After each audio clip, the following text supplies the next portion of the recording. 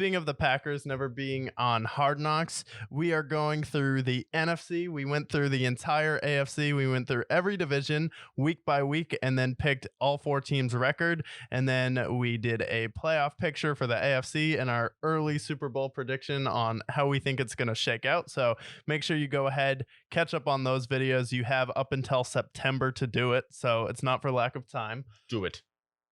And then now we're going for the AFC North. Last week we did the AFC North, the NFC North. Last week we did the NFC East. Make sure you check out those videos: Cowboys, Commanders, Eagles, and Giants. Now we're hopping in, and we might as well start with the Packers. So you said you want the Packers and the Vikings. So when I say Packers, what's your first thought heading into this season? So first off, obviously we're going to be talking about Jordan Love and reports out of camp, not just this year, but just historically. They don't know what they have with Jordan Love, and a lot of them speculates that he's not very good. Now, another thing I'm thinking about with the Packers is I'm thinking about history. I'm a history buff. How bad were the Steelers to start the season last year, a year after Big Ben retired? Not very good. They started off very clunky.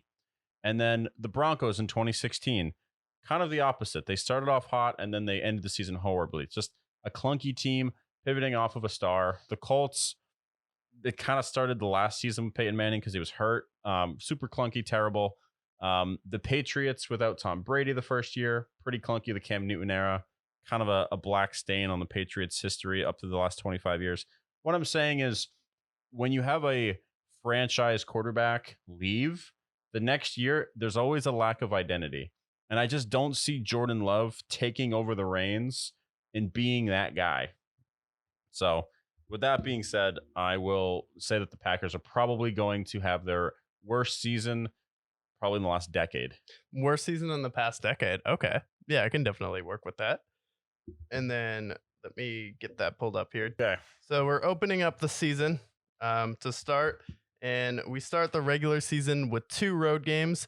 First game, another up-and-coming team in our division going up against the Chicago Bears.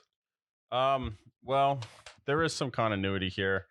I think this is a changing of the guard, right? The Packers aren't the team that they've been the last 30 years. Not the quarterbacks, not Brett Favre, not Aaron Rodgers. This is a changing of the guard. The Bears have a lot of momentum. Give me the Bears to win that game. Give you the Bears to win that game. Okay, so we're starting off 0-1, and then we're going on the road again, 2-game road trip, starting in Chicago. Then we're going to Atlanta. Atlanta, another team that I'm super high on this year. You'll see that when we preview them. I have a feeling the Falcons are going to be world beaters. They have a much better defense. They have good weapons on offense. And the Packers, again, there's not a lot of continuity. Although I do like some of their pieces on defense, I just don't see that happening again. I think they fall to 0-2. Fall to 0-2? Mm-hmm. Okay. And then the next week, a 2-game homestand starting out with the new look New Orleans Saints. New Orleans Saints. Yeah, see, this is another game. Like, I'm not super high on the Saints. I think they're going to be like contending for a wild card. But the Packers, again, a lot of continuity. Is this a game they can win? Sure. They can probably win this game, but I have them losing.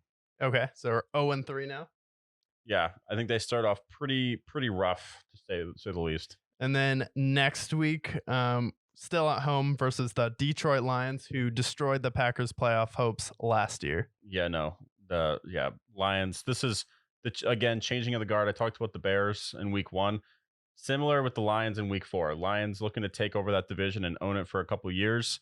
Give me the Lions. Okay, so now we're 0-4 coming out of the first 4 weeks of the season, and then we have another 2-game road trip, and we're going out west for this road trip, starting in Las Vegas.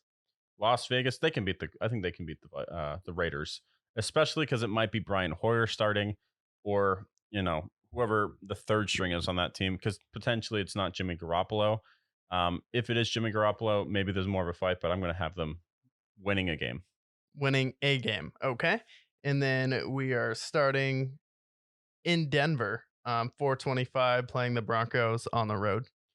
This is a game I have a feeling is going to be pretty low scoring. I'm going to go coaching mismatch here. I think Sean Payton is a superior coach. You have a team with a superior defense.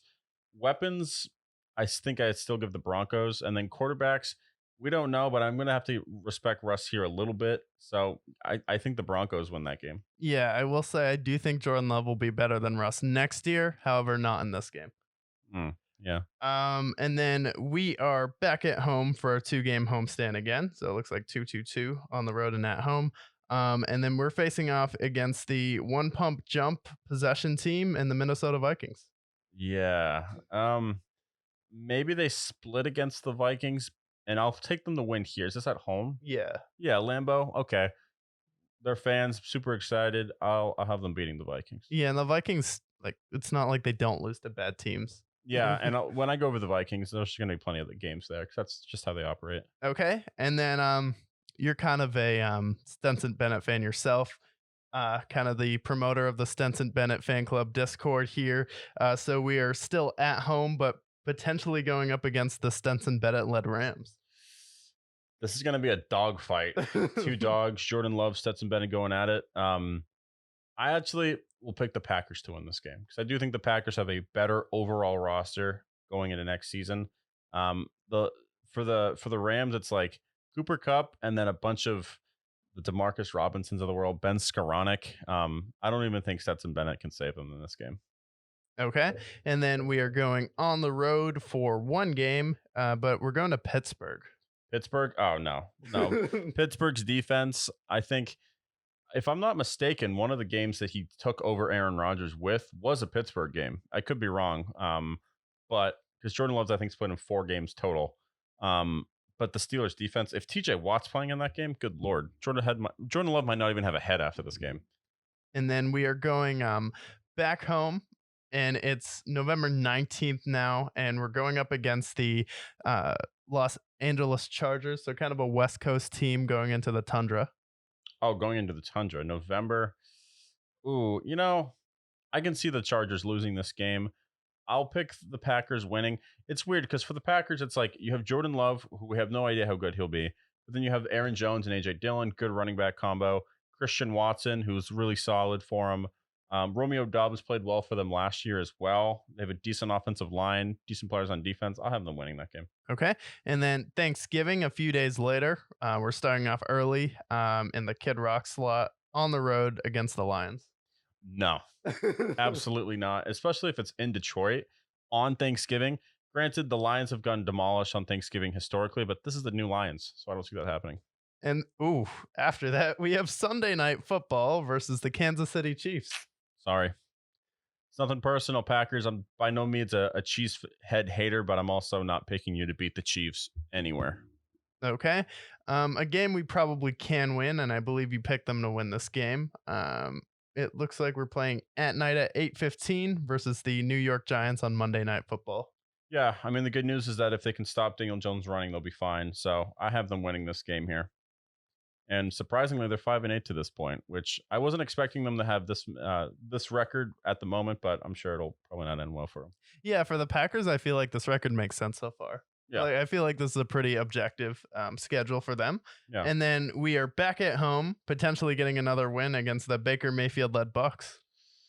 yeah. They can win this game. I think this is a winnable game. I'm sure there's going to be games in here that they lose.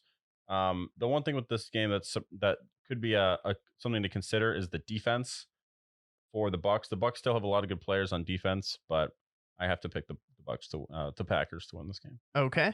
And then so we're 6-8 now. So there's a potential if we win out, we could be in the same position we were last year and fighting for a wild card spot. And that stretch starts on the road versus the Panthers.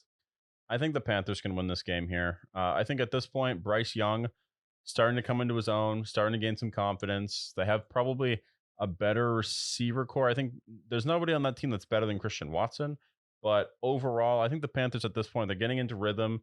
I think they start to trump the Packers' hopes. Okay. And then pick them to split with Minnesota. We're playing them on Sunday Night Football on New Year's. Ooh, Sunday Night Football. Ooh, primetime Kirk against the Packers. Ooh, I think I got to pick. I think I got to pick the Packers. I think I got to pick the Packers there. Okay. So we're going Packers in this game. And then we're facing off against the Bears to see maybe who's the worst team in the division.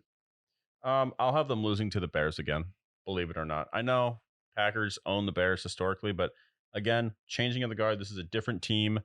Um, I just don't see it. I think the Packers 7-10 makes a lot of sense. I think anywhere between 5 and 7 wins is what you should expect for them. A team in transition. We think about the Patriots with Cam Newton. We think about the Mitch Trubisky Steelers, the Paxton Lynch Broncos. Like these type of teams are not the teams to bet higher expectations for, especially when the front office is tempering expectations for the guy.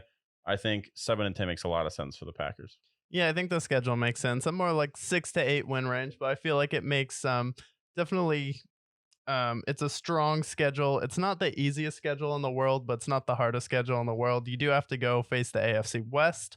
So it's definitely going to be a tough road trip there, but it really depends on if Jordan Love can elevate this team and how good their rookie wide receivers are, because Yeah. we still don't really know the situation with their weapons. We still have Aaron Jones, AJ Dillon. I think their defense is still going to be really good this year, and that's going to keep them in a lot of games. But is Jordan Love going to be turning the ball over at the end of those games, or is he going to be giving you those winning drives at the end of the games? And Jordan Love, I have no idea. I feel bad for the guy though, because he's never really got his opportunity to get paid, never got the chance to develop, and he's really going to be judged off of 1 year. And really, you need 1 or 2 years just to get your feet wet in the NFL.